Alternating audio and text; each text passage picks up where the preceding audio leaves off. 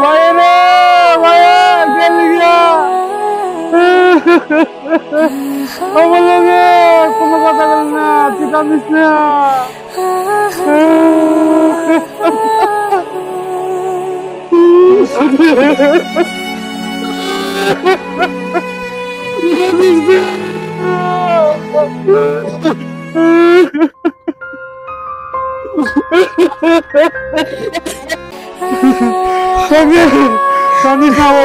চিরদিন বাঁচে না, সবার একদিন যাইতে করবো, কেউই থাকতো না।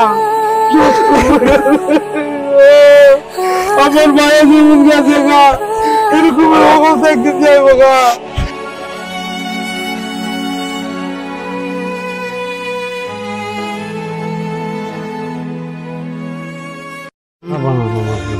আল্লাহুম্মা আমিন।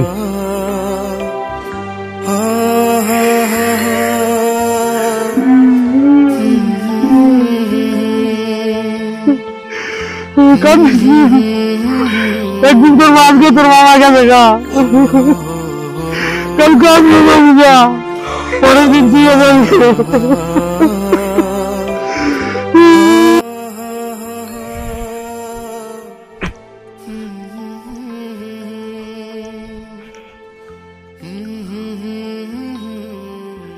বাবাই মারা গেল আজকে 4 দিন হয়েছে, আর কতদিন মানুষের বাইক খাম। মানে সাসাল্লার যাই দিই, সাসারে গিয়ে একটা ব্যবসা বাণিজ্য দিয়ে ধরাই দিত। আমার তো আটটাও ভালো না যে কাম করে খাম, মানে সাসাল্লার গিয়ে দেখি একটা ব্যবসা বা কিছু ধরাই দেয়নি।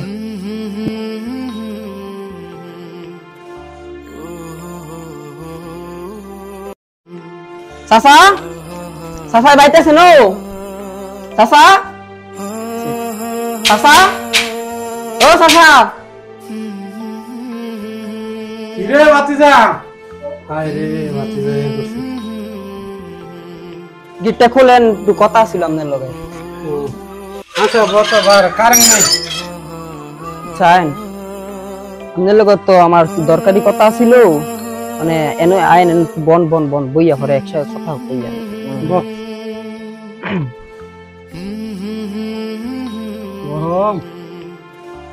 চাচা ওনে তো আমার পাপ মরে আছে 1 দিন 2 দিন 4 দিন হয়ে গেল গা। মানে তো মাইনছের এই 4 দিন মাইনছের বাইতে খাইলাম, তো সারা জীবন তো আর মাইনছের বাইতে খেতাম না। তো আমার নিজের কিছু একটা করতে হইব। মানে আমার 8টাও ভাঙ্গা, ডাক্তার গেছিলাম জানেননি তো, 8টা হইয়াতে ভাঙছিলাম। ডাক্তার কইছে যে আমি আর কোন সময় মানে কাম কাজ করে খাইতাম না, তাই অনেক আমার যদি একটা ছোটখাটো ব্যবসা ধরাই দিতেন তাহলে অনেক আমার লাগে অনেক উপকার হইল, আমি আমার ভবিষ্যৎটা চালাই দিতাম বলে। ভাতিজা তুমি আইসো কি কমু, মনে করো যে ব্যবসা বাণিজ্যের যে অবস্থা, কারণ আমার নিজের চলতে অনেক হিমশিম খাই পড়তেছি। মানে যদি দেন না আমার পাত ভাঙা, আমি তো কাম কাজ আমার কি কমু, আমার অনেক অনেক শোচনীয় অবস্থা। দেন কাকা, মানে আমি খাইতাম না, আমার মানে লাইফ, আমার ডাক্তার বই দিছে যে আমার এই আত্মীয় কখনো খাইতে পারবি না, এই কাম করে খাইতে পারবি না এই আত্মীয়। তখন এখন তো কি কমু, এখন অবস্থা খুব খারাপ, কারণ এখন ব্যবসার ডাল সিজন। কি কিছু কথা বুঝছো কাকা? দেন আমনে ছাড়া তো আমার এই দুনিয়ার কাকা কেউ নেই, যে আমার আত্মা নিয়ে আমি খাইতেতাম না, কাম করে খাইতেতাম না, আমনেরই দেওয়া লাগবো কাকা। কাকা দেন। আরে আমার কি কমু, আমি না রে, আমি আমি আমি কাকা না না না, আমার কিছু একটা দেওয়া লাগবো কাকা। দেন আমি খাতাম। আরে আমি তো কই যে আমার ভুয়ানের বেতন আমি দিতে পারি না। ছোটখাটো একটা ব্যবসা করাই দেন কাকা। আরে ছোটখাটো তোর তো আমি কইতাছি, তুই তো কথা বুঝতে আসিস। তোর বাবা কি তোর বাবা যে আমার বড় ছিল, তোর বাবা কি আমার ব্যবসা বাণিজ্যের কিছু দিছে? তোর বাবা 1 লাখ আছে গা। অনেক কাকা তোর ব্যবস্থা তুই কর, আমি আমার আর তুই যাচ্ছে না।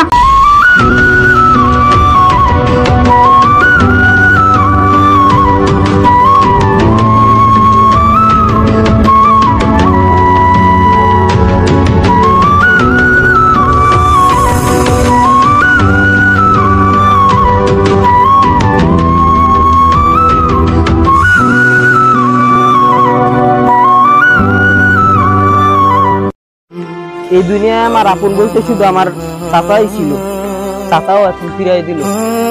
এই ভাঙা হাত নিয়ে কারো কাছে এখন কাজের জন্য যাইতে পারি না, ভাঙা হাত দিয়ে কাজও করা যায় না, মানুষ খেদায় দেয়। এখন আমার পেট চালাইতে হইব, দরকার পড়লে আমি এখন বোতল টোপাই হইলো আমার পেট চালাইতে হইব, কারণ পেটে ভাত না ঢুকলে তো আর আমি আর বাঁচতে পারবো না। এখন আমার বোতল টোপাই হইলো আমার কাজ করতে হইব, খাইতে হইব।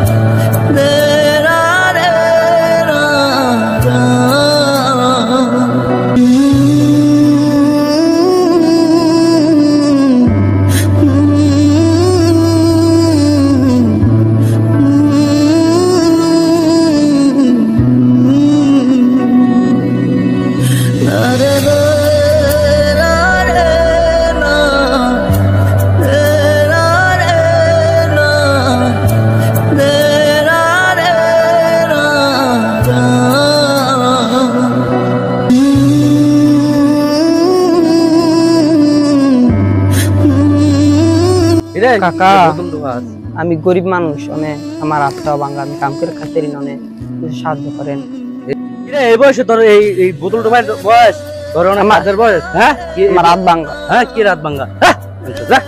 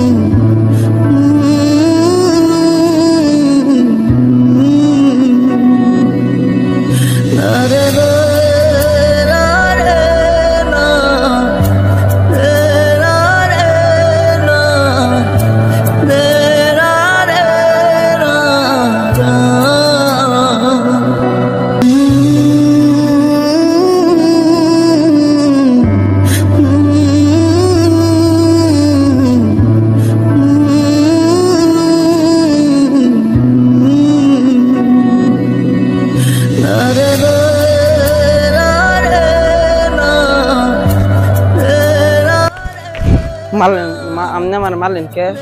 মারতাম না তখন লাগা বাড়ি মদ না সব না আমি বদনা নিই না তো, আমি আমি আমি বোতল টোপাই জোতা স্যান্ডেল টোপাই তো কাম করে খাইতে রস না। আমার এই হাতটা ভাঙা, এর লেগে আমি ডাক্তার কইছিল আমি আর কাম করে খাইতে পারতাম না। তো তুই না না সন্না তো না তখন মতো মানুষ হইতো না, বোতল মতো মদ না সব না আমি তো কাকা নিই না, আমি বোতল ছোটল নিই না, কারণ আমি বোতল ছোটল চুরি মুড়ি আমি করি না।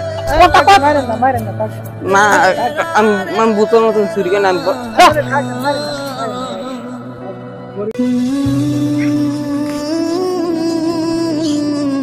কিরে তোরা কি করলি রে? কি করছিস? তোরা আরে থাপড় দিলি কা? আরে ঘরের দুয়ার তো বোতল তো বাই নাই কা কেরবো। তো হাই গরিব দিকে গে মানুষ না, আর গরিব হওয়া কি অপরাধ?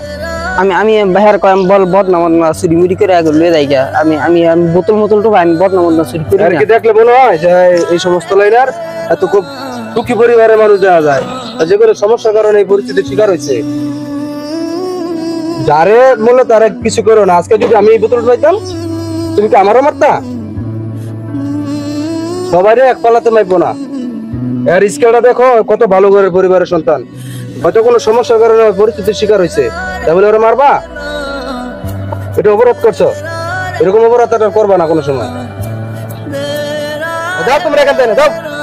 এটা কিলো সকাল তো ভালো, ওইটা এটা আমার সাথে। হ্যাঁ আসো, এটা আমার ঘর, তুমি এখানে বসো। আর তুমি এটা কি ভিনছো, এটা চেঞ্জ করার ব্যবস্থা করতেছি, তুমি বসো এখানে। আসো এনতে ওই জায়গায় আসো বই তুই আবার তোমার গেঞ্জিটা চেঞ্জ করে দিচ্ছি তোমার কথাটি শুনি তোমার কি সমস্যা বসো তোমার তো দেখে মনে হয় না তুমি খুব ভদ্র ঘরের ছেলে হিসেবে আমি তোমার মনে করতেছি তোমার পরিবার তো খুব খারাপ যে এরকম তো না কি সমস্যা তোমার কত দেখি যখন আমার বাবা মারা যায় তখন ততক্ষণ পর্যন্ত আমরা সুখী ছিলাম। বড় আমার বাবার অনেক বড় মিল ফ্যাক্টরি ছিল। তো আমার বাবা হঠাৎ করে একদিন মারা যায়, আমার মাও ছিল না, যে আমার মা আমার কাজ করে পাইবো। আমার হাতটা ভাঙা, কাজ করতে পারি না। মানুষের কাছে যাইতাম, সাহায্য যাইতাম, মারতো, অনেক আঘাত করতো। হাতের জন্য ছটফট করছি। আমার কাকা ছিল, ওনার কাছে গেছিলাম একবার, উনি আমার মায়ের ঢেক্কা দিয়ে খেদাই দিছিল। আমি ওইটা অনেক ছটফট করছি, রাত্রেবেলা ঘুমাইতে পারি নাই, চিৎকার করছি, কাকা শুনছি, কিছু করে নাই গিয়া। মানে গরিব মানুষ কি যে মনে করে আমরা মানুষ না, যে মানুষ মনে করে যে আমরা মানুষ না। আসলে গরিব হইলে বুঝা যায় আসলে পৃথিবীটা কিরকম। গরিবদেরকে অনেক জুলুম করা হয়, তারা কিছু বলতে পারে না, কারণ তারা গরিব, তার ক্ষমতা নেই। আজকালকার দুনিয়া যাদের কাছে টাকা আছে তারাই সব কিছু করতে পারে। মানে যদি আমি গরিব, আমার থাপ্পড় দেয়, আমি তার থাপ্পড় দিতে পারবো না, কারণ তার টাকা আছে, তার ধন সম্পদ আছে। আমি থাপ্পড় দিলে সমাজ আমাকে অপরাধী হিসেবে ধরবে, ওনাকে অপরাধী ধরবে না। উনি যদি আমাকে থাপ্পড় দেয়, উনি আমার কাইটেও ফেলে, তবুও ওনারা ইয়ে করবো না। আমি যদি ওনাকে মুখের উপরে একটা কথা বলি, তাহলে দোষটা আমার উপরে আসবে। দেখো গরিবরা যে এত কষ্ট করে এটা তো আগে বুঝি নাই, কিন্তু তোমার দেখা আমার কাছে খুব খারাপ লাগলো যে গরিবরা এত কষ্ট করে। আমরা তো মনে করো 10 তলার উপরে এসি রুমে থাকি, এসি গাড়িতে চলাফেরা করি, অফিসে এসি দিয়া সবসময় এসির তলে থাকি, যার কারণে গরিবের কষ্ট বুঝি না। আজকে তোমার না দেখলে আমি এটা কিছুই বুঝতাম না। তবে তুমি চিন্তা করো না, তোমার হাতে সমস্যা দেখে কিছু হইতো না, কোনো সমস্যা নাই। আমাদের অনেক গার্মেন্টস আছে, বিভিন্ন জায়গায় বিভিন্ন প্রতিষ্ঠান আছে। তোমারে ওই জায়গার মধ্যে যে কোনো একটার মধ্যে তোমারে খুব ভালো একটা পদে দিয়ে দিব, তুমি টেনশন করো না। যার কেউ না তার আল্লাহ আছে, আর আল্লাহ নিজে কাউরে কোনো বান্দারে চালায় না, তার বান্দার আরেকটা বান্দার মাধ্যমে আরেকটা বান্দারে পরিচালিত করে। তুমি ইত্যাদি নিয়ে কোনো টেনশন করবা না, তুমি ফুর্তি করো, খাওয়া দাওয়া করো, তোমার এই ড্রেসটা আমি ভাড়ানোর ব্যবস্থা করতেছি এক্ষুনি। আপনাকে অনেক ধন্যবাদ। আমার মানে এরকম মানুষ দেখি না, আমি সবসময় শুনে আইছি যে আপন থেকে পরবালা। আজকে এটা আমার প্রমাণিত হইলো। আমার চাচা আমার ধাক্কা দিয়ে ফেরত দিয়ে দিছে, কিন্তু আপনার মতো ভালো মানুষ আমি ভাবতে পারি না যে আজকাল এই দুনিয়ার মধ্যে আছে। না না না না, তুমি এটা কি করো? মানুষ মানুষের জন্য। আমি যদি মানুষ হয়ে যদি একটা মানুষের প্রতি কিছু নাই করতে পারি, তাহলে আমি কিসের মানুষ? তাহলে তো আমি মানুষ হিসেবে গণ্য হইলাম না। আমি যদি তোমার সহযোগিতা করার পরে যদি তুমি কিছু করতে পারো, সেটা তোমার জন্য ভালো, প্লাস সমাজের জন্য ভালো। আঙ্কেল আপনার মতো বলতে না না না হয় না। আপনার ঠিক আছে, তুমি এটা নিয়ে কোনো টেনশন করো না, ঠিক আছে? এই গ্রামটা সুন্দর না অনেক, পুকুর আছে সামনে। আরে স্যার আপনি স্যার আসেন, ঘরে আসেন, চা পানি খান। আরে না, বসেন, আসেন। এখন কেন স্যার বলতেছেন? ওই দিনের ঘটনা কি আপনি ভুলে গেছেন? যেদিন আপনি আমার মারছিলেন গরিব দেখা, রাস্তাঘাটে অপমান করছিলেন, থাপ পাড়ছিলেন, মন নাই গিয়া? আরে ভাই, আমরা কি গরিব ছিলাম দেখে কি আমরা এই মানুষ ছিলাম না? ওই সময় কি গোবরের তৈরি মানুষ ছিলাম নাকি আমরা, যে মারবেন? স্বর্ণের তৈরি মানুষ হয়ে গেছি না মিয়া? এখন আঙ্গরে সম্মান করেন, বুঝছেন? আপনার একটা কথা বলি, গরিব আর বড় মানুষ সব সমান। কেউ স্বর্ণের তৈরি, কেউ স্বর্ণ দিয়ে বানায় নাই, আর কেউ গোবর দিয়ে বানায় নাই, বুঝছেন? কোনো সময় কারো মারবেন না, অপমান করবেন না। আজকে সমাজটা এরকম হয়ে দাঁড়াইছে যে যদি আপনি গরিব রে মায়েরা খুশি করে লান, আর গরিব যদি আপনার একটা টোকা দেয়, তাহলে ওই সময় গরিবের অপরাধটাই সমাজের কাছে ধর্তব্য। আপনি যে মারছেন এইটা কোনো তারা দেখবে না, কারণ তো কি গরিব, তার ক্ষমতা নাই গিয়া, গরিব তাকে অপরাধী হিসাবে ধর্তব্য করবে। তাই আমি আপনাকে একটা বলি, কখনো গরিবদেরকে এরকম অপমান করবেন না, মারবেন না, রাস্তাঘাটে এরকম অপমান করবেন না। আশা করি আপনার মাথায় এটা ভালো করে বুঝছে। সব বাড়িতে চলে যায়।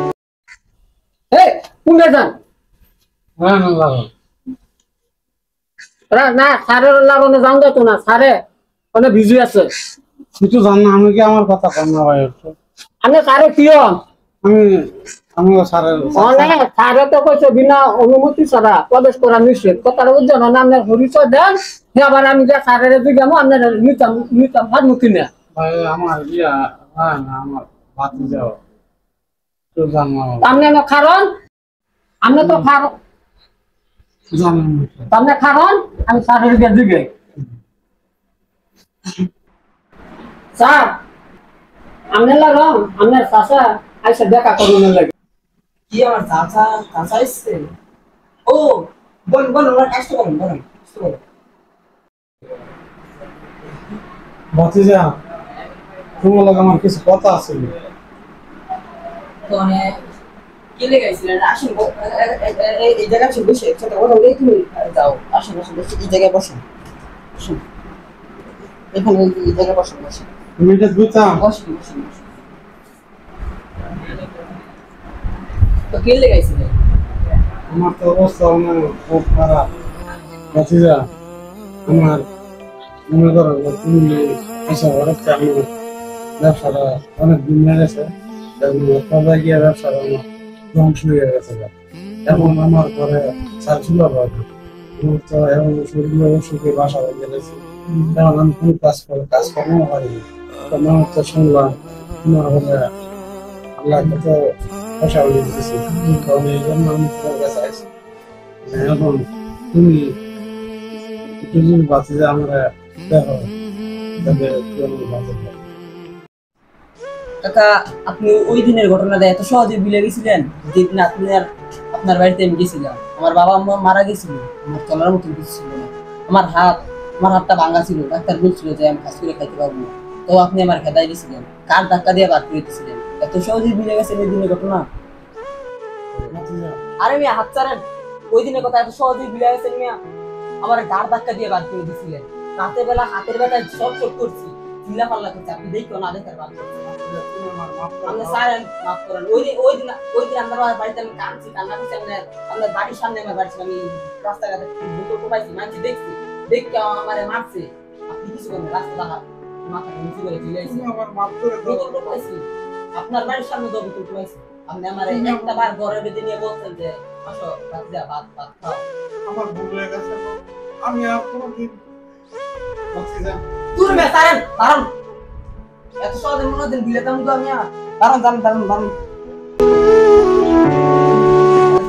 পুণ্য দান কাকা আপনি কি ভাবছেন আপনি তো আমার রক্ত এত সহজে আমি এনে দিলেতাম তো আমি চাই না যে আপনি অশান্তি খায় আপনার শুধু শিক্ষা দেওয়ার জন্য আমি এই কাজটা করলাম আপনার রক্ত শুনে ওই দিন আপনি আমার যে কষ্টটা দিলেন আমার কাছে যেরকম কষ্ট লাগবে ওইটা থেকে আপনার মানে আপনারা বুঝার জন্য আমি একদম করছি বাবা যা হয়েছে আপনার আমার আজকে থেকে আপনি আমার সাথে থাকবেন চলুন আসুন আমার সাথে